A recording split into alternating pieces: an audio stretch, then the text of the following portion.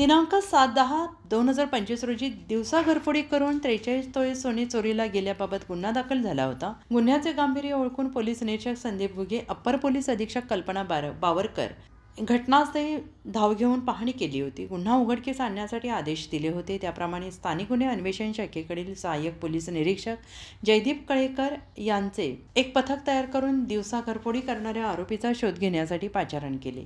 तसेच जयदीप कळेकर यांच्या पथकातील police head constable Sandeep Gurav आणि उदयसिंह माळी यांना गोपनीय बातमीदारामार्फत मिळालेल्या माहितीनुसार शिराळा आणि इस्लामपूर येथील घरफोडी संतोष मर्दान भोसले, मोहन निकळजा भोसले, दोन्ही राहणार तालुका आष्टी जिल्हा बीड आणि अतुल नवनाथ काळे राहणार बाकी तालुका आष्टी जिल्हा बीड यांनी केले असल्याचं समजत आहे. बीड जिल्ह्यात जाऊन स्थानिक पोलिसांच्या मदतीने त्यांना ताब्यात घेऊन त्यांचा शिराळा आणि इस्लामपूर येथे केलेल्या घरफोडीचा तपास केला असता सदरची घरफोडी आम्ही केली असल्याचं त्यांनी म्हटलेलं आहे. तसेच अतुल नवनाथ काळे यांचा शोध घेतला असता तो मिळून आला नाही. तसेच सहाय्यक पोलीस निरीक्षक जयदीप कळेकर यांनी मोहन निकळजा भोसले याचा शोध घेतला असता सध्या तो आळेफाटा पोलीस ठाणे तालुका जुन्नर येथे अटकेत असल्याबाबतची माहिती मिळते आहे.